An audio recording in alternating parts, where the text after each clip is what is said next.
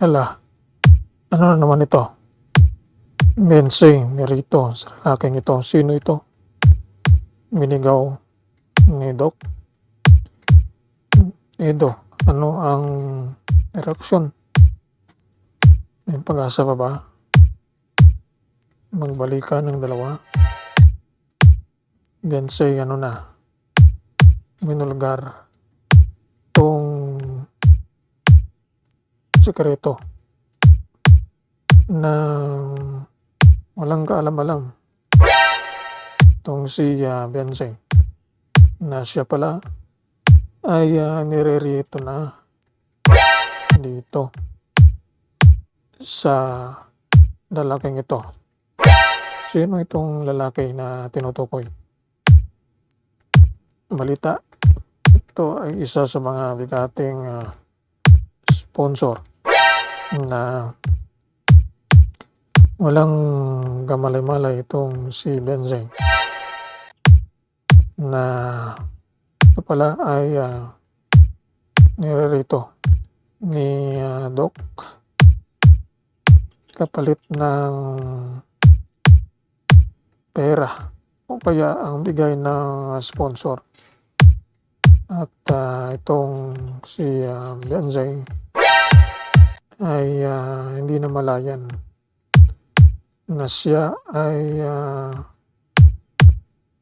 nirerito na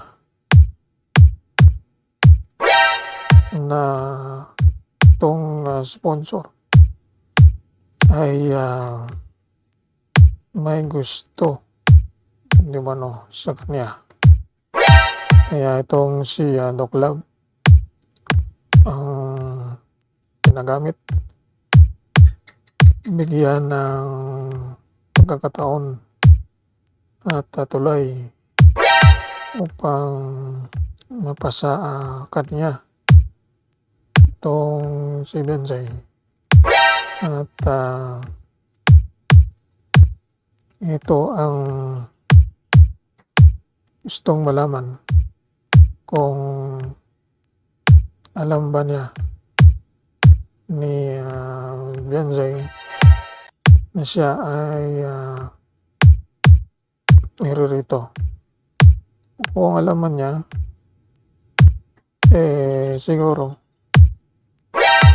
may gusto na rin itong si Benseng. At ito ang dahilan kaya malas at naglaho at nanlabo na itong pagtingin ni Benseng dito kay Papa Eds dahil mayroong lalaking handang sumuporta sa kanya, mayaman, kayang ibigay lahat ng lahat ng pangangailangan, kayang suportahan. Kaya unti-unti nang nanlamig itong si Benseng eto sa kalingap. At yun nga, pinakita na kumalas na sa love team at hindi na rin sumipot o hindi pumunta dun po sa Velvet Box tour nila sa Korea. Ang pag-iwas na ito ay isang katotohanan at isang senyales na siya ay ayaw na at plano nang umalis dahil may mga post na sinasabi na siya ay babas, pero naninigan at nagsasabing handa niyang tanggapin itong mga basher. Ibig sabihin, handa na siya at alam niya na siya ay aalis na. Kaya ito,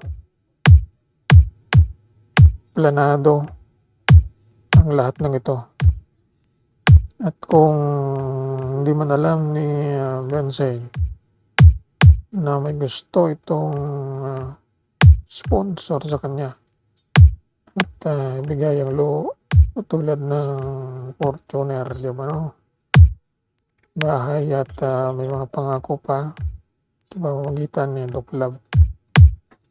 Binibigay ang pangangailangan. Kaya kumuha ng grupo itong si Doc pang magkaroon sila ng sinasabing charity. Ginagamit ang simbahan, pero ang katotohanan ito ay strategy para maglikom ng mga sponsor at magkuha ng simpatya ng ibang mga sponsor at ang nakalikom naman ng ayuda at mga bigay ng sponsor. Ito ay isa sa mga ginagawa at plano ng grupo ni Doc. Umuuna sila dahil itong si Beyonce ay kasama dito sa grupo. Dahil sinabi ni Doc, ang mga member ang kasapi ng kanyang grupo. Si Beyonce isa sa mga kasapi. Red Sing magkaroon ng channel itong si Beyonce ay isa sa mga maging member ng grupo ni Doc.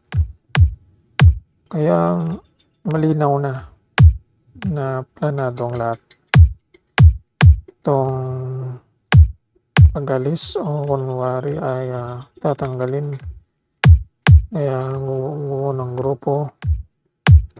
Itong si Beyonce naman ay naantay na lang na mga desisyon itong kalingap para sa kanya na siya ay tanggalin o kaya ay siya mismo kusang alis. Pamilya ay nagpapahiwatig na alis sa pamamagitan ni Doc at mga comment ng mama ni Dalaga Beyonce. Kaya itong sinasabing paano na si Edo wala ng pag-asa na magbalikan itong dalawa, Doc Bulgar, at ito ay sikretong winulgar kindred na sponsor na may gusto at binunggaw ni Doc itong si Beyonce.